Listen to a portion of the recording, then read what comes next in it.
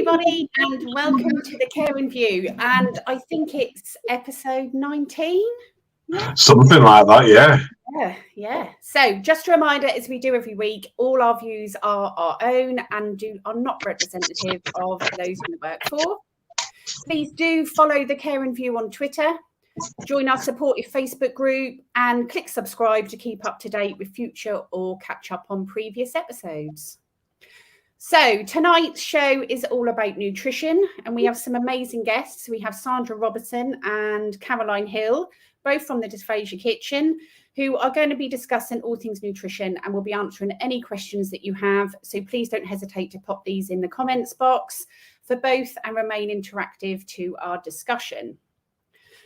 Before we get into that and we welcome our guests, I feel we do have to say congratulations to our Adam, who is now a CQC registered manager. How does it feel?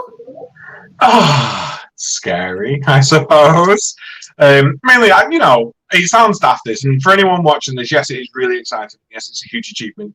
Yes, I have been doing the job for about 10 years now, and it's only just recently that we've managed to get registered. But it's for a 16-bed residential home and a domiciliary service up in Lancashire, the best part of the country, in my opinion. And yeah, it's exciting. It's great to get all that feedback from the relatives who are going, no, fantastic, congratulations, it's wonderful, it's brilliant. And, the proprietor is really happy, I'm really happy. It is concerning that there's a lot of work to do, and it's at a time where social care is heading into its biggest crisis since the pandemic, which isn't saying much because that's still going on. But I'm really, really chuffed about it. Did the interview last Tuesday, found out on Friday, certificates arrived today. So yeah, quite happy. So are they in a posh frame?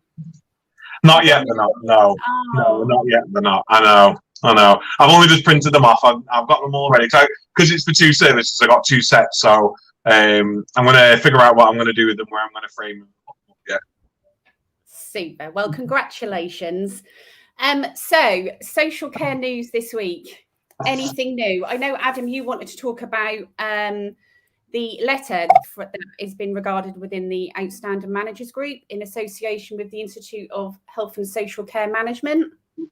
I just think it's really interesting because obviously there's been a lot of conversation at the moment. And I, for one, want to be this person that goes and bangs the drum of positivity for social care because we're an awesome sector, we do awesome things, we're full of awesome people, and we're absolutely awesome.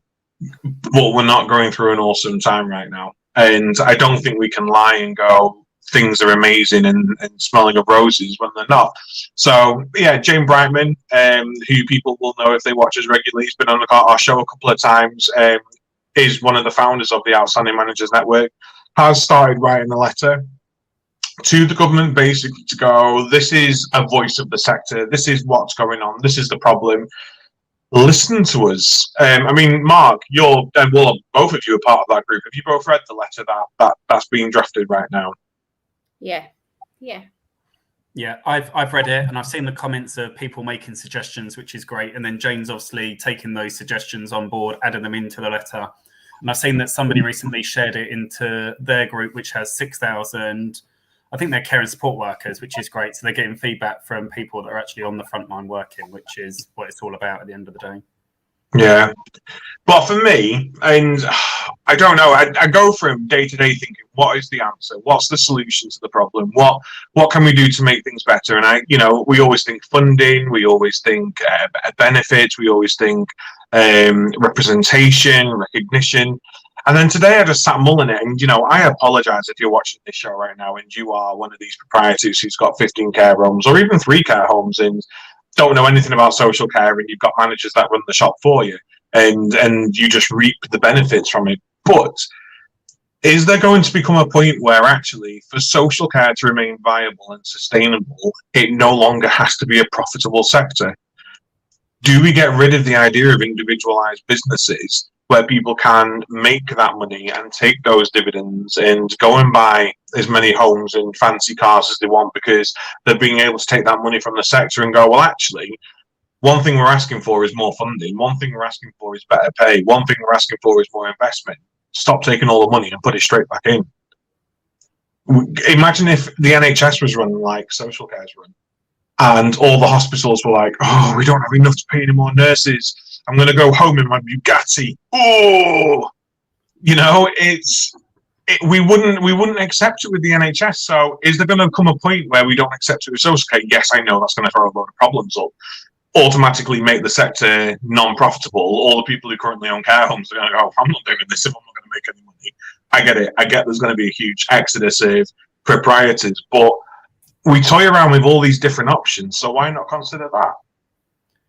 I think you raised an interesting point, and I know there's definitely a local authority near me. Well, there's two actually that have introduced pro formas. So if you want to, take on a new resident or a new client, you have to fill in their pro forma, and the pro forma basically tells them how much profit you're going to make from it. So you have to put in all your utilities, what your mortgage is, how much you pay your staff, what your office staff, all the rates, all the charges that you have, your income versus your expenditure, and then it gives them the overall profit. And if you're making too much of a profit margin, then they ask you to reduce your hourly rate or whatever your weekly charge is.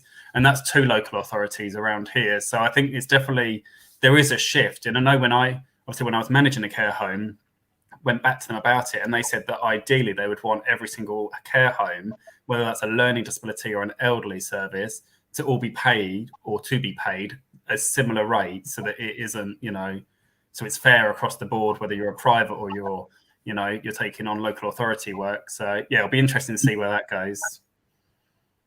Dawn, what do you think? Well, I think in reference to the letter, I think this is a really good idea. I think there is no consistent voice, and I completely agree with Jane in respect of that. We don't have any chief execs or anybody, and our regulator certainly hasn't stood up for the sector over the past 18 months, in my opinion. So I think the letter may, if there is enough of us in order to say that we are all being one voice, I think that it may withstand some kind of inquiry into how care homes are being run, and also the support mechanisms needed in place for social care. I think that if anything has come out of the pandemic, it's the necessity for those support mechanisms.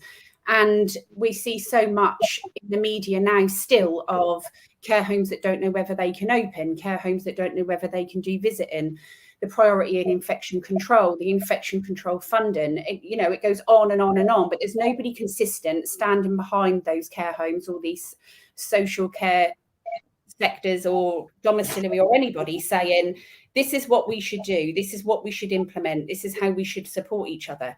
So I think the letter's an amazing idea, and I think that it needs to uphold how dire things are at the moment.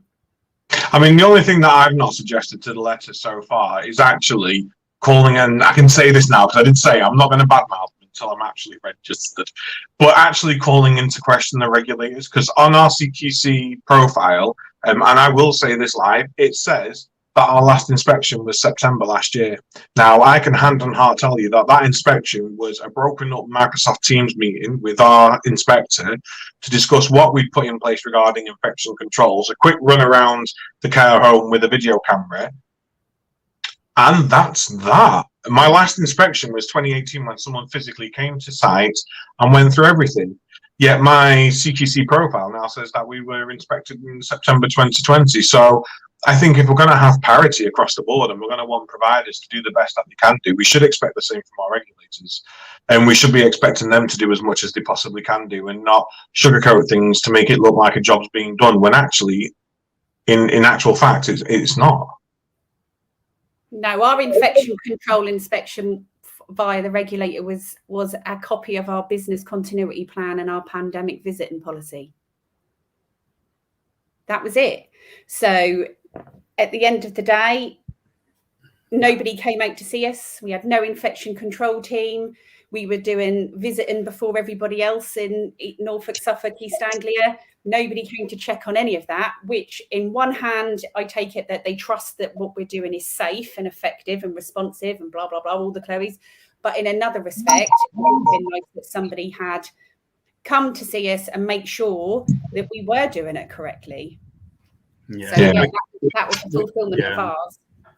We didn't have anybody come to the care home when I was managing it. We did when we had an outbreak, when they changed the guidelines and said if there was an outbreak, then they would come out and inspect just to make sure that things in place. But up until then, we didn't have anybody come out, and we even requested somebody come out because obviously it's that reassurance actually that the guidelines you have in place are actually accurate. And I was obviously sharing documents with loads of providers, and for my peace of mind, I was like, actually, I want to know it's right for my service because there's hundreds of people using these documents, and if it's not right, the last thing I want is for that to be out in all these elder care services being used. But yeah, they wouldn't come. But I think it's a shame.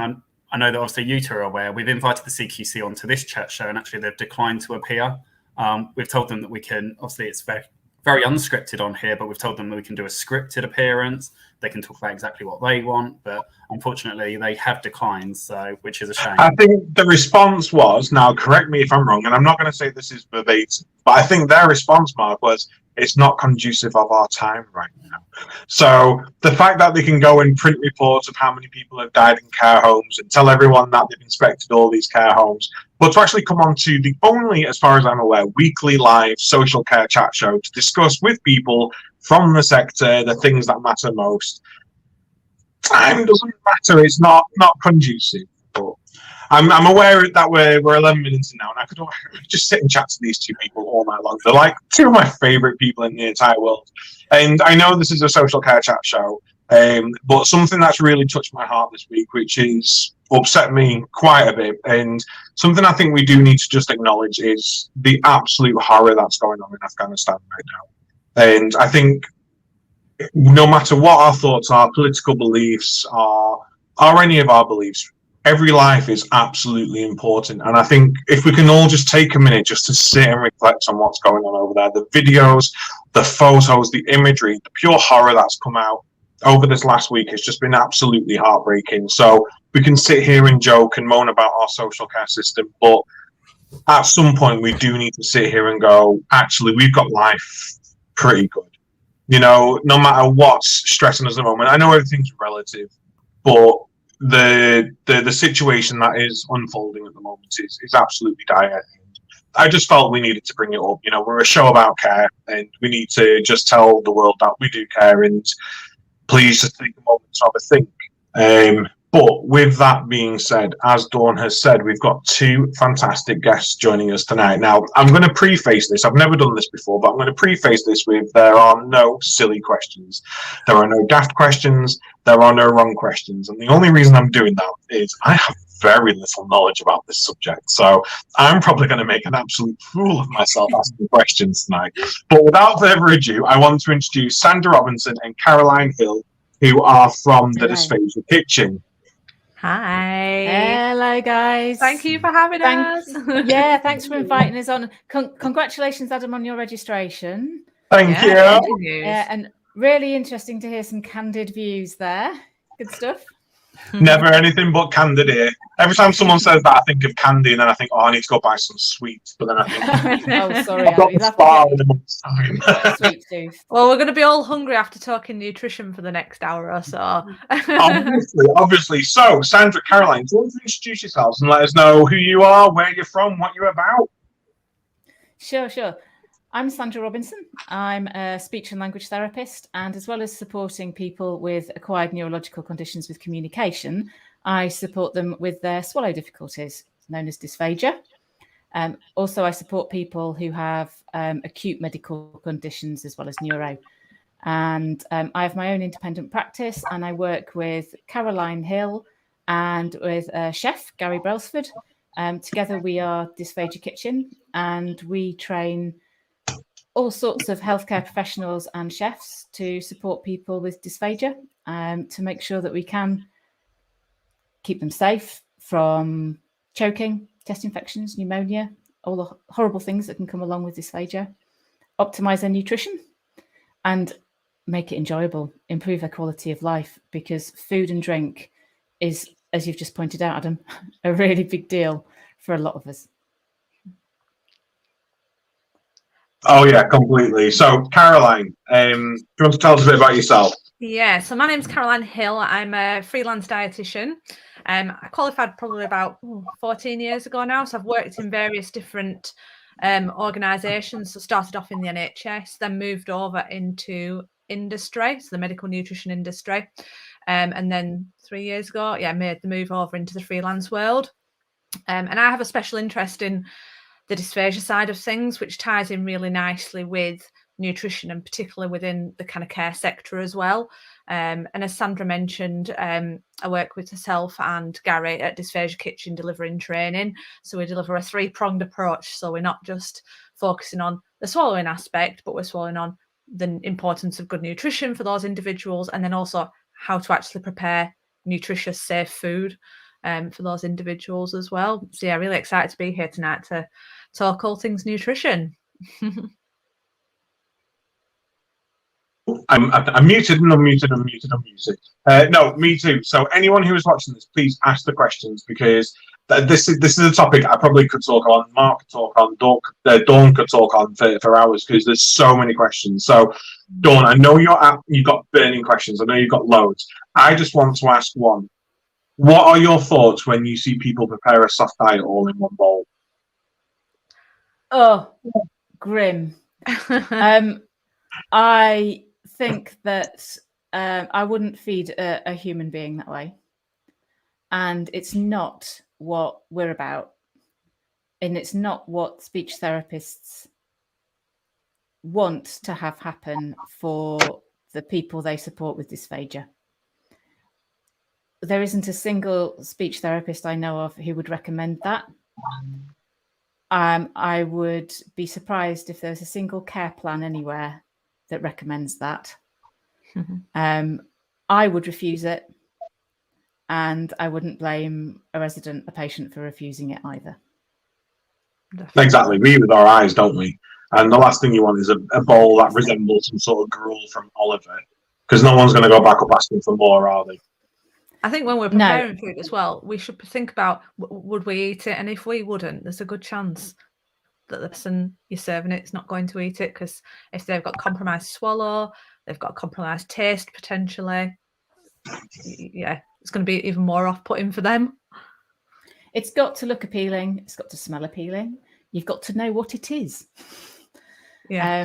Giving people choice so they know what's coming, but if for whatever reason they've forgotten what they ordered, that either we go out of our way to make it look like something that's the original kind of solid food that people would have been used to eating before, or we have communication in place so that people are aware of what it is, rather than just being fed. And again, we'll come to that. I don't like the word fed or feed. Rather than being assisted to eat and drink.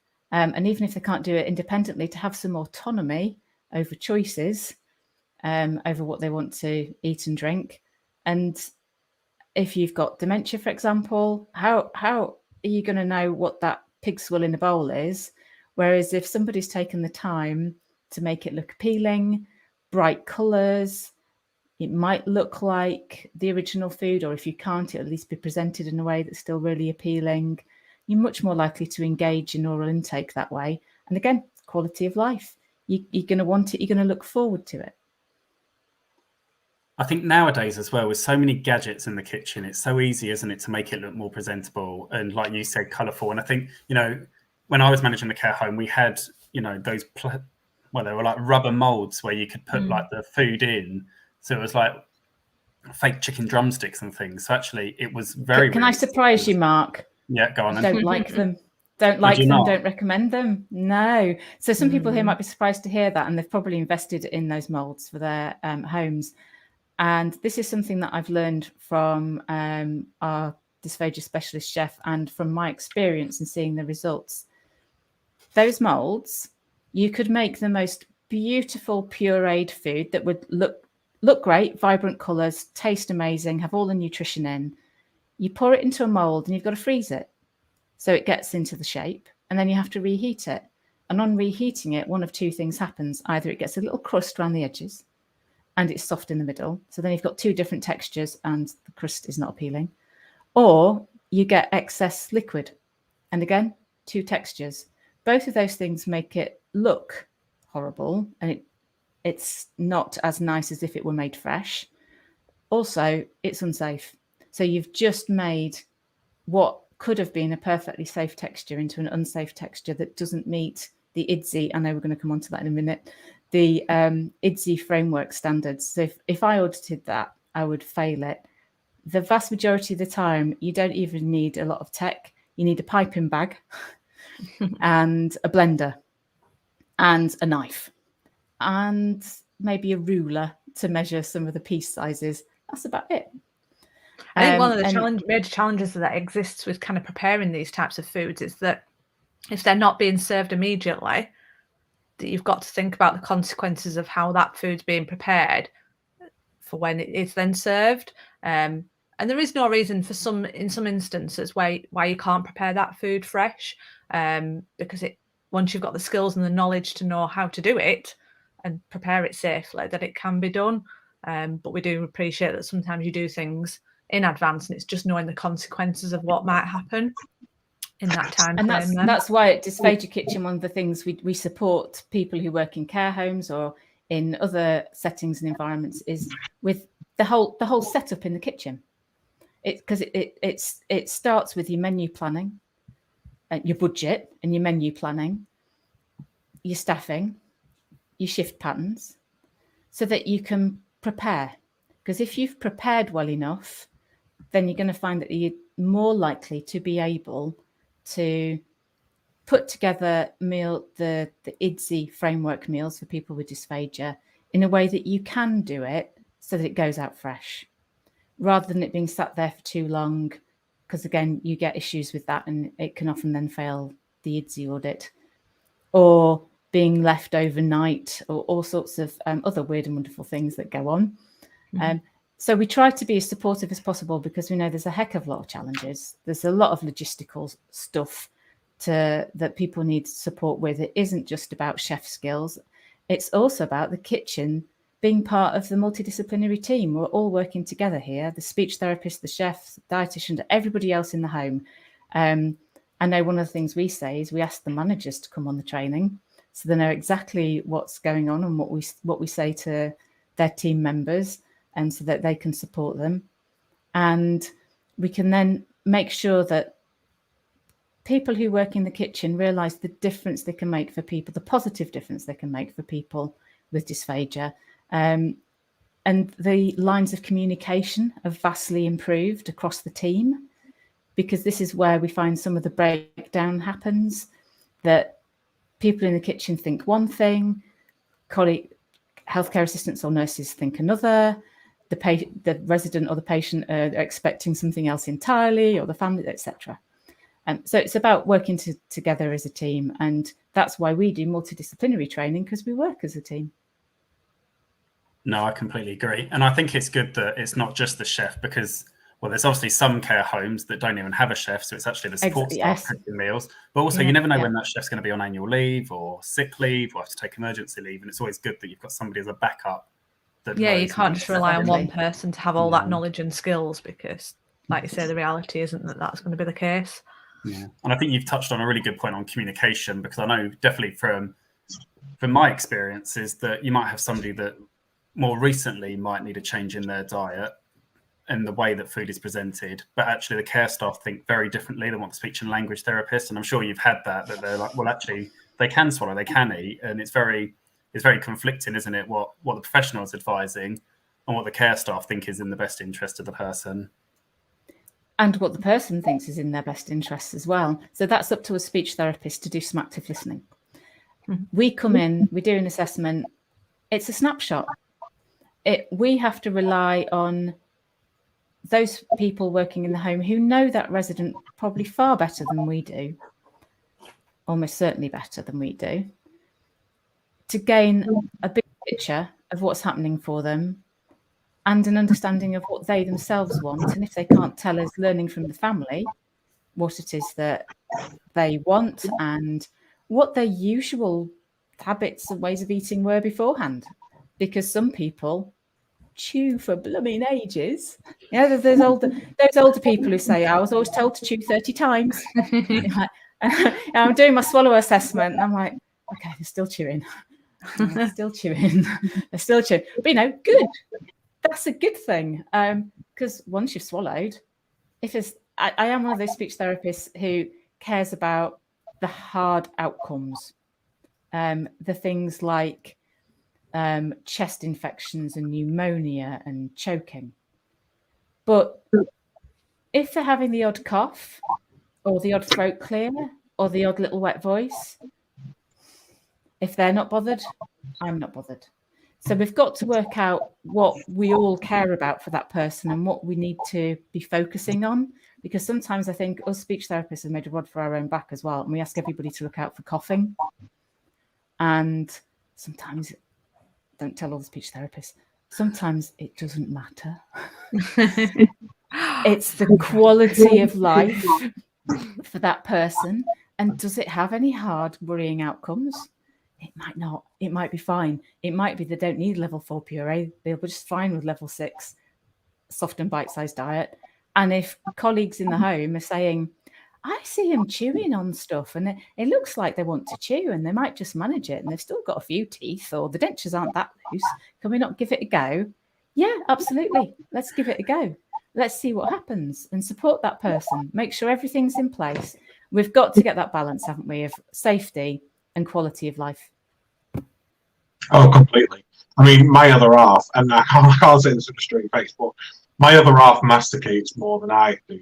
You know, he chews. You were dying to say that, weren't you? I was like, how can I get this word in tonight? I love mastication.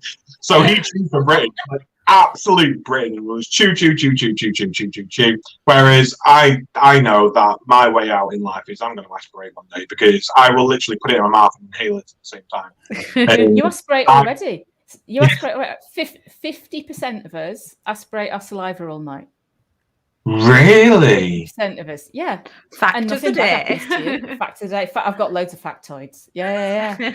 Absolutely. And you know what? It's not even people with dysphagia either. You have a significantly increased risk of choking to death when you're over 85.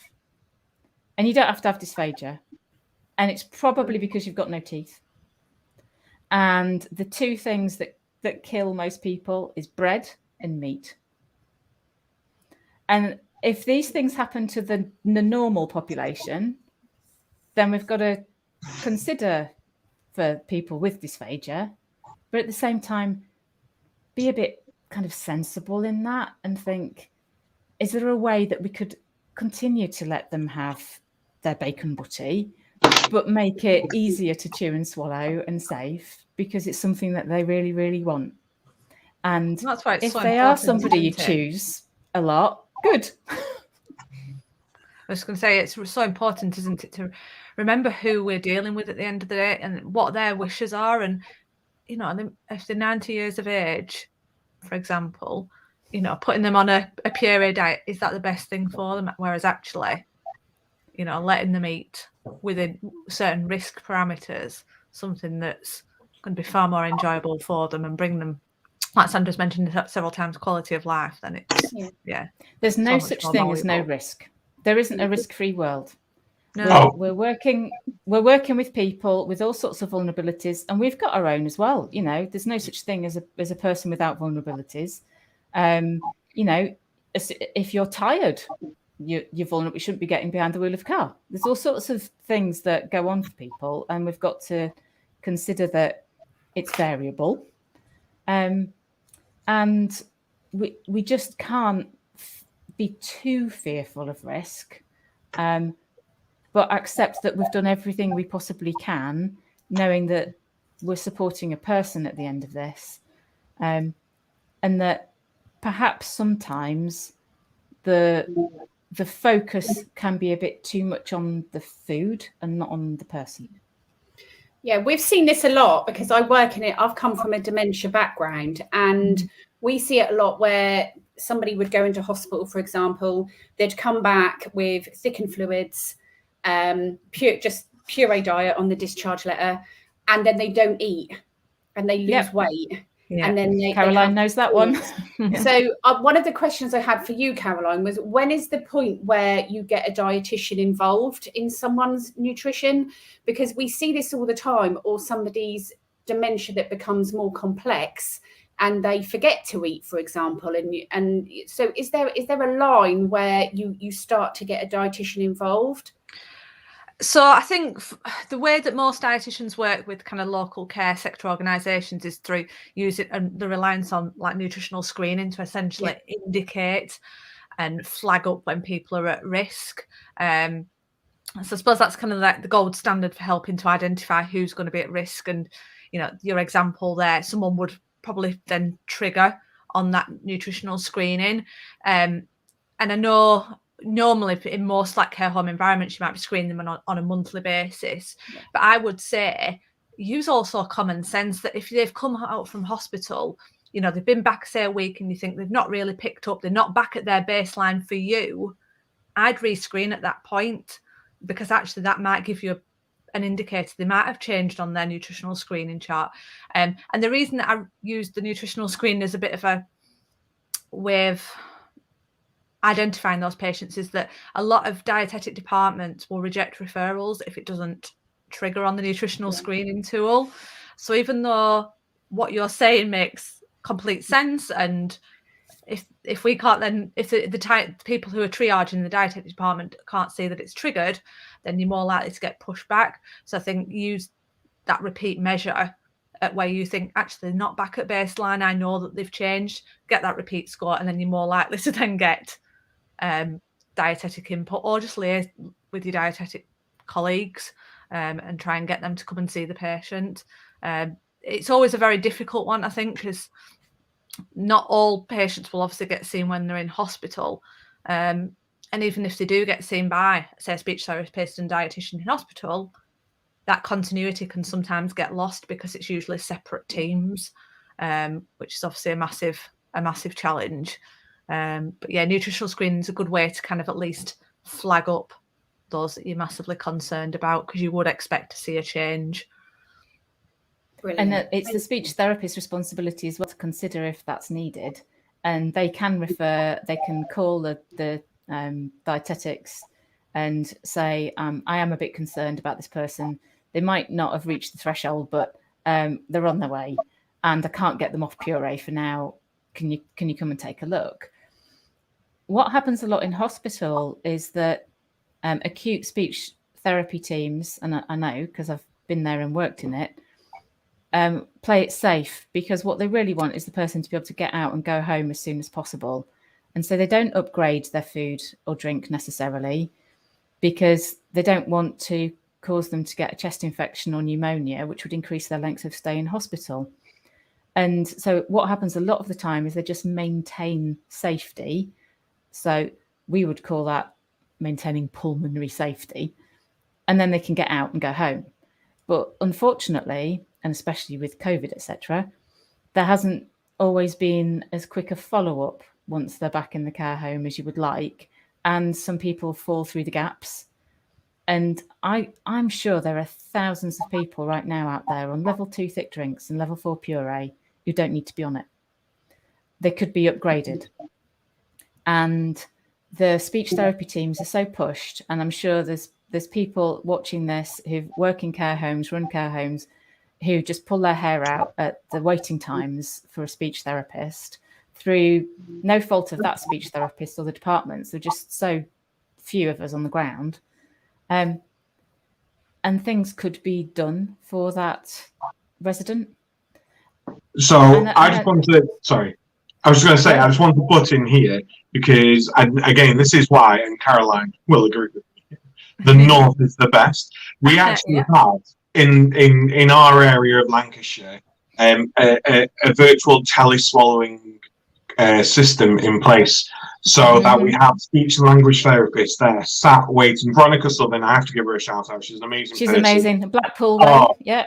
Hands down, absolutely fantastic. And it's done a lot. I'm glad you mentioned it, Adam. They are amazing. Highly recommend them. Honestly, it's wonderful. And we have had situations where we've had a waiting list of, I don't know, 3 months of getting an actual SALT assessment done. And we'll go, oh no, but we've got virtual assessments. Oh, all right, then should we book you in next week?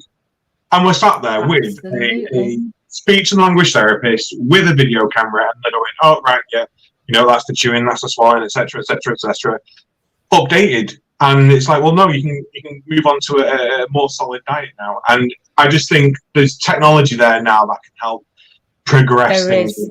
push things There is. forward. Yeah. You're right. I'm glad to hear you've had a really positive experience of that, and I'll give them a shout out. So if there's anybody here who thinks, oh, that might work for our care home, if you Google Telly Swallowing Limited, and there's Veronica Southern, I think it's Blackpool way, isn't it? Yeah. But of course, because it's Telly Swallowing, you can do this anywhere. And I know they've recruited a number of therapists across the country. And it does take a little bit of training beforehand, doesn't it? So people can do some online training, and you need a facilitator at the other end who can make sure that they know how to sort the setup for everything, make sure the person's comfortable and ready and knows what to do to be that facilitator assistant at the other end for the speech therapist. And we're making sure people know what to do in case of choking and how to mix the thickened drinks properly and all that sort of thing. So it takes a little bit of prep, but it's absolutely worth it, isn't it? So I do recommend that people look them up. Brilliant. Sorry for interrupting you mid-flow. I was just like, oh, this is the perfect time to try and drop this. Mm-hmm. Go on, ask another question. I know you've got a full list of them. So we've had a question within the comments about a gold standard for working out fluid intake targets. Yeah, I've just seen that. So as dietitians, we calculate requirements for fluid based on a very kind of wide-ranging value. So it's 30 to 35 mils kilogram per body weight. For those over 65, it's 30 mils per kilogram of body weight. And that will give you then a guide. So for example, if someone weighs 60 kilograms, they're going to need about 1800 mils of fluid. And that will include all fluids, whether it's water, tea, coffee, juice, or nutritional supplements, etc. In terms of it being person-centered, that's where you then need to look at your fluid balance charts. Have they got things like a stoma that means that they're losing more fluid? Have they got a condition or medication that's making them sweat more, where they'll be losing excess fluid? And then you can then adjust based on that. But as a rule of thumb, I would use the 30 mils per kilogram per kilogram of body weight. And then if there's anyone that you're particularly concerned about, that's where a dietitian could get involved, because we know we don't just look at the nutrition side of things. We do look at fluid as part of that, and it's so key. And particularly for people who have swallowing difficulties as well, because we know that having thickened fluids can sometimes make it more difficult to then meet their fluid requirements. So yeah, fluid balance charts can be really useful. And then obviously having bloods done as well, if there's any concerns that you think that they're looking a bit on the dry side. Because like with anything, these calculations are evidence-based, but they're based on a group of patients in a study several years ago, not the person that you're dealing with in your care home that very minute. But yeah, 30 mils per kilogram will be it's a good starting point. Can I ask you a question, Caroline? Because I've wondered about this. To what extent do we get hydrated, and certainly people with dysphagia get hydrated from the food? Oh, good question. I don't know off the top of my head what the percentage is, but it's quite a significant percentage. If you're having things even like soup, obviously fruits and vegetables will have fluid in. So actually someone who's on a puree diet will probably get a little bit more fluid than someone who's on a non-puree diet and on maybe a normal diet, depending on what their diet actually looks like. But I don't think a study's actually ever been done looking at that. There's very little research has been done on kind of puree diets or IDSI level diets, and then their nutritional value. Some research done several years ago, but yeah, not I think not really up to date enough to give you specifics. Apologies if you can hear my little boy, he's crying in the background. Sorry. Oh, bless him. Do you need to go and see to him, Caroline? No, it's all right. My husband's dealing with him. So Dawn asked a really intelligent question. Now I'm going to do the whole, because I don't really know what I'm talking about, question. Can I clear up a myth? Tea and coffee, is it bad for you if you're on fluid watching, if you are at risk of dehydration? Tea and coffee, what's the crack? So tea and coffee classed as a diuretic, but it still counts as fluid. So I would include it. Water's obviously the best form of fluid, because it's going to be the most hydrating. But in terms of tea and coffee, I suddenly wouldn't restrict anyone unless they needed an overall fluid restriction. The biggest thing I tend to worry about with tea and coffee is someone's caffeine intake, if they're drinking, considerable numbers of drinks a day. Actually mine. But yeah, for the majority of people living in a care home, I would certainly not restrict tea and coffee. And I say that because I'm a really big tea drinker. But most people are. And you just don't want to be taking that away from them. And you can thicken successfully tea and coffee as well. So there's no reason why someone should just have water. The thickeners that are now available on the market. And I know a question's popped up, so I'll hand that over to you, Sandra, in a moment, about the different thickeners. But yeah, there's no reason why you can't offer a variety of different fluids, because they all thicken predominantly very effectively. You just need to know how the thickeners work. So I'll hand that over to Sandra to answer that question that's popped up from Donna. Sure, thank you. Good question, Donna. There are 4 main thickeners that are currently out there, and they are all gum-based thickeners, which have replaced the starch-based thickeners.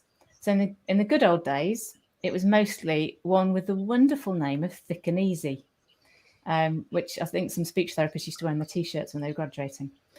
And that was starch-based. What's wrong with that?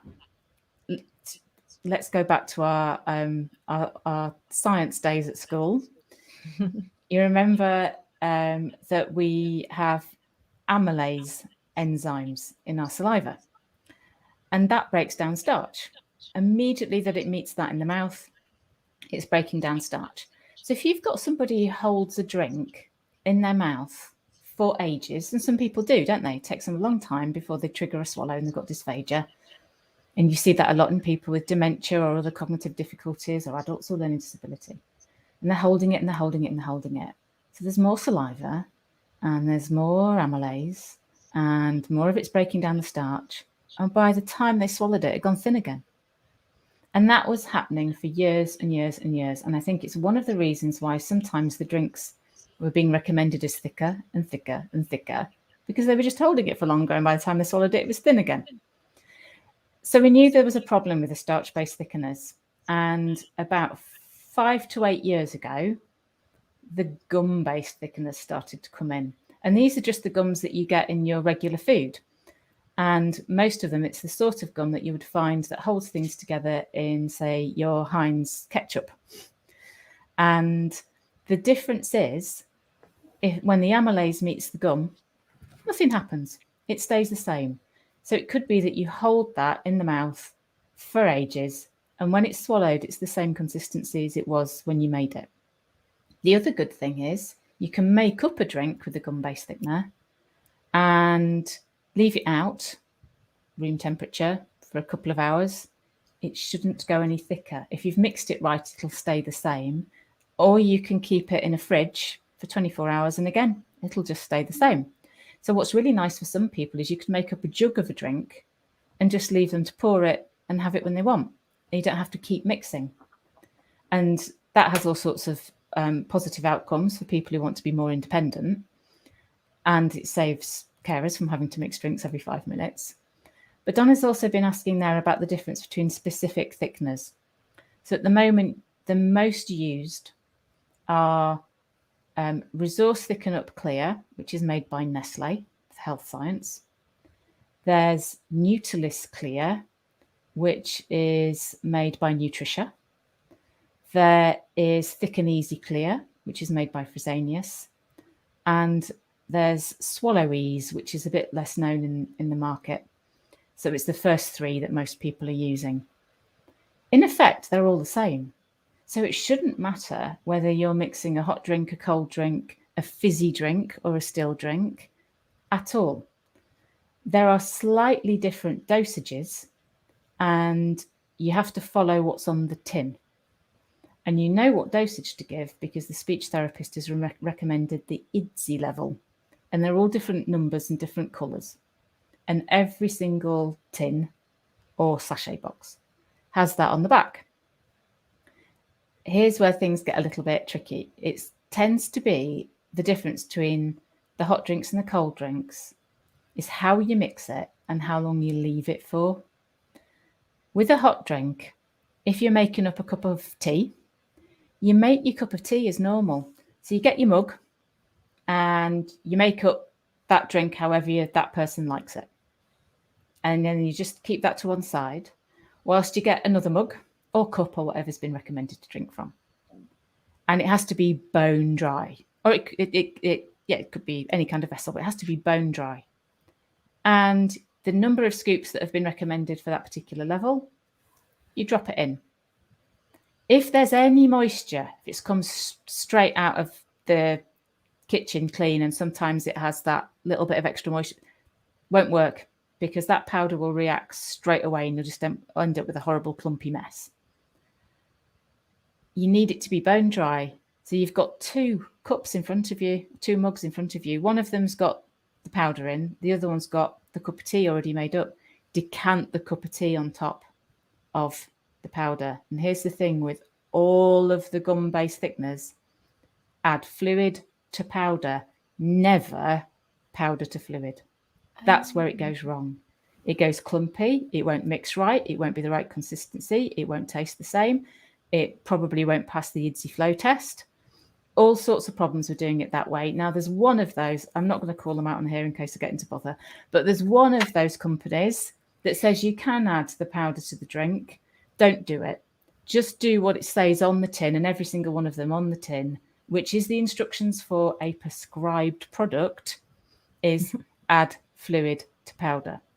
So there is no difference in how you mix a hot and cold drink other than you make up your hot drink first. It's not a tea bag and then some milk and then the powder or whatever else some people might think it's that particular order. You make up the hot drink first. Fizzy drinks, you just pour a little bit on top and stir for a bit and pour a little bit. Otherwise it just goes. And that's quite good fun, but you probably don't want that to happen. But a fizzy drink thickens really nicely, doesn't it? And taste. I think do with the gum-based thickness. Sensory experience. It is, and it does hold the bubbles to some extent. It depends how thick the drink is going to be. The other thing between cold and hot is how long you leave it for. So all of the drinks should be left for a minimum of 1.5 minutes. And often the problem is it's made up and handed over straight away. Too thin. It hasn't finished the chemical reactions it needs to finish. Can I just add on to that, Sandra, about milk? Oh, yeah. So milk's a big one to watch out for when you're thickening. You can successfully thicken milk, even the full-fat milk, which a majority of people with dysphagia will be needing because it's got more calories and protein in. But because of the higher fat and protein content, it takes longer to thicken. So sometimes that can just take longer than it can sometimes take 5 or 10 minutes. It's just about not rushing it and letting it sit, and making sure that when you serve it, it has got to the desired consistency. It will get there. It's just because, as Sandra's mentioned, those chemical reactions that are taking place, it just takes a little bit longer because milk's a more complex food or fluid compared to something like water. So just going on from that, Caroline. Sorry, Sandra. I promise I'll let you carry on with your point in a second. So just talking about thickening milk then. So let's say we fortify a drink. So we've made someone a nice milky drink and then we've added a couple of extra spoons of milk powder in to give them that extra protein. Would we need to add more thickener to that or just wait even longer? Just wait longer, yeah. Right. So it's just about waiting time. Adding milk powder and even something like the Nesquik milk powder flavor into it and having that flavored milkshake will thicken. You just follow the same method as you do with a tea or coffee. Make up the drink as you would serve it for someone who's having it unthickened and then pour that on top of the powder and then just leave it to stand. I think sometimes we get a little bit impatient and expect it to happen straight away because it looks like it's all dissolved, but it just needs that little bit of time and it will get there. So yeah, it's about just preparing in advance. And as Sandra said, they are safe to sit out because it's not going to change consistency. So sometimes it's just thinking ahead of like your drinks rounds and such, and making sure that you've factored in that time for those people. And one of the other issues is people were so used to the starch-based thickeners, the gum-based thickeners don't look as thick. So they think, oh, I'll just add another scoop. You can't do that because that's not what the salt recommendations are. It's not what's in the care plan. And actually, sometimes over-thickening a drink increases the risk to the person with dysphagia, which is why we as speech therapists have to understand if we can put somebody on thickener at all, because there are contraindications for thickener. So we don't recommend, if you see somebody having a swallow problem, just starting to give them thickened drinks, because there are things that contraindicate. Always, as far as possible, check it through with the speech therapist first. And the other thing I'd say is, how do you know then that you've got it to the right consistency? There is the IDSI flow test. And when you go on their website, idsi.org, you can look at the videos. There's also a free app that can be downloaded, the IDDSI free app. And you can look how to do that. Now, it's a little bit of a faff. It's a Luer tip syringe, a 10 ml Luer tip syringe. And you fill it 10 mils, and then you let it flow out of the syringe for 10 seconds, and then you see how much is left.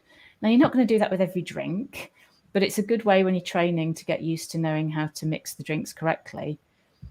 But it does mean that as you go along each day, and you've got different drinks and different cups, and people might even be on different thickeners in the home, because that happens. It isn't always consistently the same thickener throughout. How do you know you've got it right? And this is where I'll also give a shout out to Visco, VISCGO, and they've got these ACE sticks.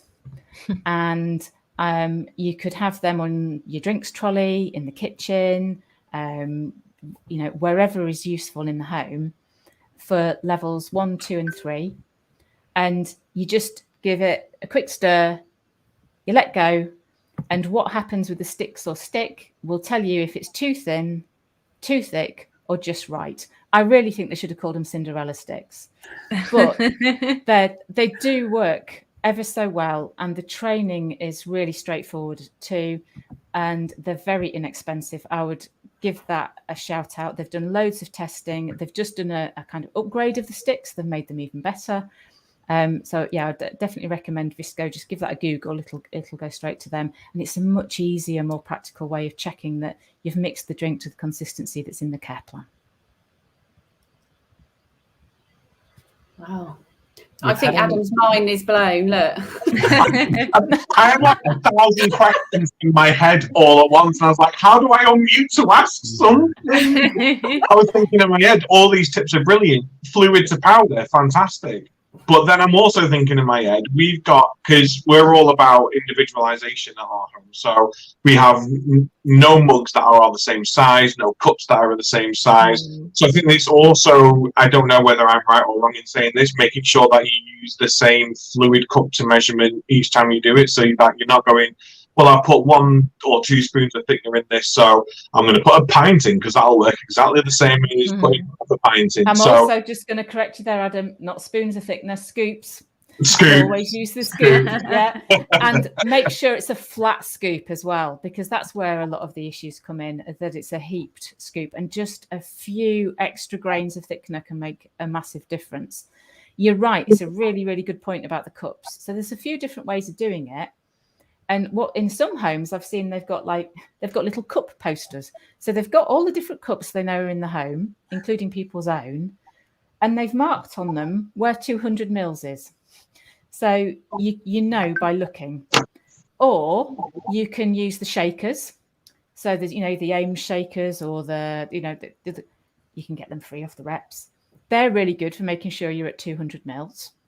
And they're really good for making up your still cold drinks as well, because actually you're better off shaking the powder in, so long as it's not hot or fizzy, for obvious reasons. And you can pretend you're Tom Cruise in Cocktail. That works really nicely. What works after that, after shaking the powder in, is even better than a spoon is last. Spoon's the worst thing to mix it with. It's a shaker. Then it's those cute little whisks for posh coffee, the little tiny ones, them. then a fork, thin prong fork, then a spoon. That's the best order for mixing it with. So I'd say if you haven't got any of the shakers in, get some more off your reps. It's a really good way of measuring it, making sure. And for your cold still drinks, shake them. Yeah, and then you can label them up, stick them in the fridge with whoever's fluid it is, and you know then they've maybe got a litre or whatever to get through that day. And I know Mark and Dawn are probably going to have like loads of other questions now, but I think there's also just a point to bring up as well that NICE guidelines do state that any sort of thickener be kept locked away in cupboards or medicine cabinets, just for risk of people opening up and consuming them. There have been some horrors that have happened. Sadly, people have lost their lives. So thickeners are wonderful, but keep them out of reach. Yeah, it was a patient safety alert that came out a fair few years ago now, and it still doesn't always get followed. So with the exception of people who've got capacity to mix the drinks for themselves and all the documentation's been done and all the rest of it, yes, it needs to be kept out of reach. And it was because in a care home, I think it was a gentleman who was blind and had dementia, ingested the powder straight from the tin and choked to death. So it is really important to make sure that it's kept out of reach and that the people using it know it is a prescribed product and that the dosages are correct. And the mixing it is correct, but at the end of it, you have if you've done all of that, you've got a person who can really enjoy their drinks, and is more likely to drink more. It's not going to get I'm not having that wallpaper paste. I don't want that wallpaper paste.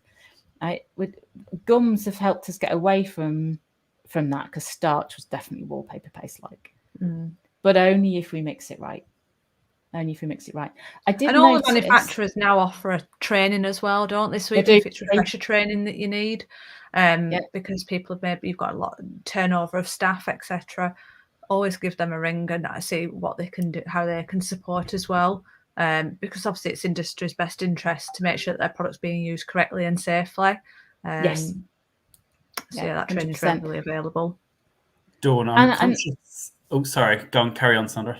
Oh, it's just I noticed Donna had asked a really good question. Happy to answer it when you want to move on to it. It does mix with is it this one? Sorry. Does fit with it. Yeah.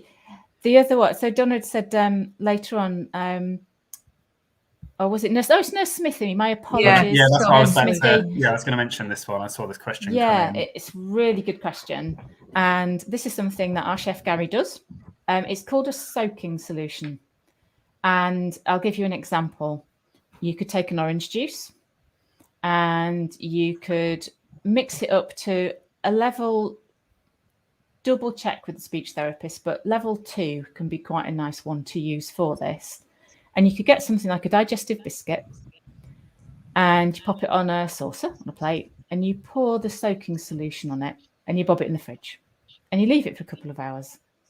And when you take it out, it still looks solid. And you still can see rich tea written across it. So it looks like a biscuit. And it'll now taste like a rich tea biscuit that you've dunked in some orange. Or you could do tea, or you could do coffee, or whatever you prefer. So that all those people who are getting biscuits on the drinks from the drinks trolley as well as they come round, who can eat normal food, well, so can the people with dysphagia. Yes, you're going to eat it with a spoon, but it arrives looking like a biscuit.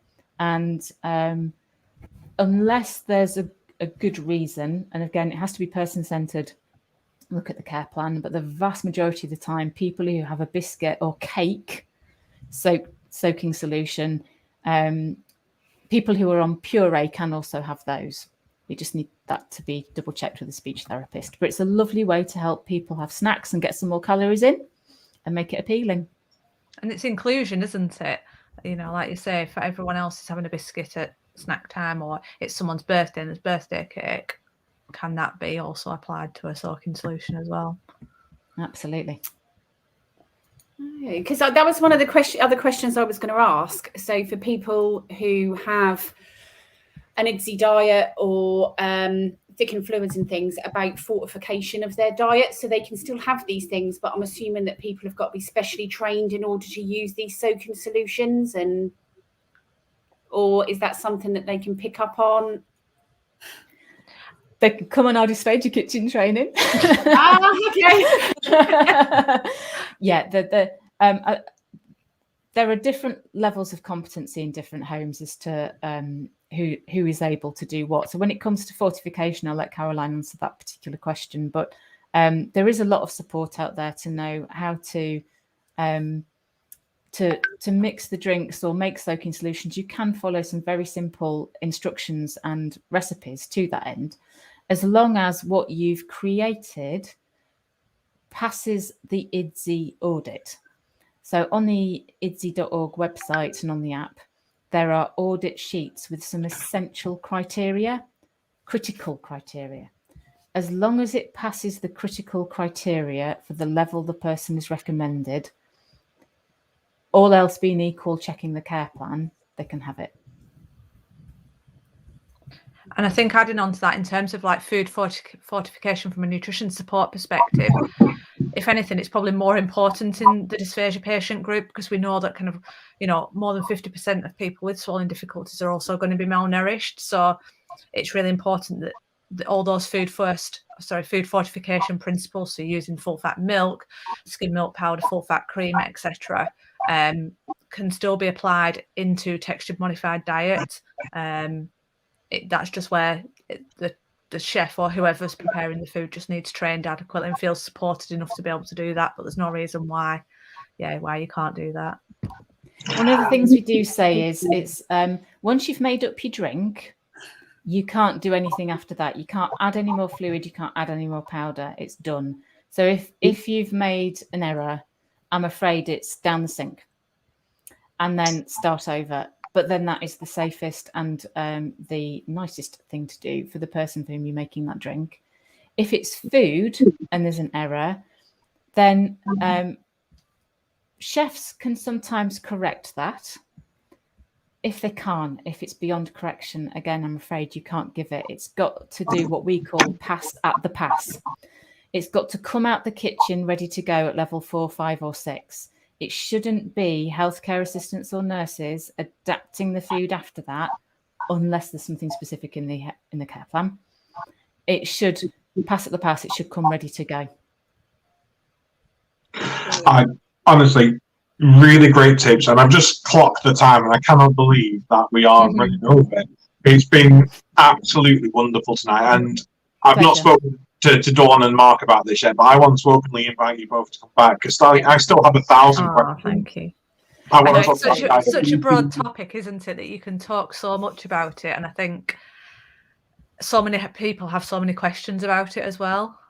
Well, I think, but there is a lot of support out there, and we thank people for all of the help that they give people with dysphagia. We really appreciate it. We know that sometimes people don't know what they don't know, and sometimes some things are done out of the best will in the world. But the vast majority of the time, these things are doable. It is practical. We can improve people's quality of life. And as I say to chefs and to all of the healthcare professionals who support people with dysphagia, you do make a massive difference. So thank you. So for anyone who is watching us, I know we like to be inclusive, and I will openly admit that we've not discussed younger generations in dysphagia, younger generations in food adapted diets so that they can be included. We've not discussed things like diabetes and how people living with diabetes can still enjoy some treats in life, whether full-fat diets on top of sugar will help them or not, whether that's a myth. There's so many different questions I want to ask. Nutritious shocks, sensitivity, culture, food, religious needs. Yeah. There's loads. So don't have a religious diet or have allergies and need dysphagia diets in hospital. What? Level 5 halal? Good luck. Yeah. There is some really good practice out there. I have to say there is some really good practice. Yeah. But it's really tricky. It's really tricky. And having this open conversation will hopefully open other people's eyes, and they'll go, actually, maybe we do need to think about more inclusive ways to allow people to have a diet. So if you will both accept, we will have to get you both back in, because this conversation has been Definitely. More than fantastic. happy to come Thank back. you. Thank you ever so much. Thank you. Yeah, more than happy. Dawn, who have we got next week? So I think we're talking to a social worker and to a carer in respect of their career paths. Mark knows more in respect of the social worker. The carer is somebody who commenced her career in social care in her 50s, a complete change in career, and is really excited to come and discuss it with us as the reasons why and what she loves about her job. Yes, the whole week is aimed just at highlighting, that it's never too late to join social care. It's a fantastic career pathway. It has so many avenues that actually it can lead in, whether you start as a support worker or you come in as an admin, so many intertwining paths. So yeah, the social worker is going to come and talk about her experience of when she left school, what she wanted to do, and actually how she found herself in social care, and then obviously moving on into social work. So yeah, no, really looking forward to next week. It should be a good one. Brilliant. So for anyone who does watch us weekly, or might not watch us weekly but is watching this week, make sure you share next week's episode, because the social workforce crisis is obviously something we need to all be talking about. So sounds really interesting, and I can't wait for it. So until then, good night, everyone. Take care. Good evening. Bye. Thank you again for joining us tonight on The Caring View. If you enjoyed tonight's episode, make sure you hit that subscribe button, and whilst you're here, check out some of the other videos that we've got up online. If you've got something that you think may be interesting for us to discuss, or if you want to guest spot with us, then drop us an email to thecaringview@gmail.com. Follow us on Twitter, find us on Facebook. All the information is down there in the description box. But until then, have a good evening, stay safe, and we'll see you next week.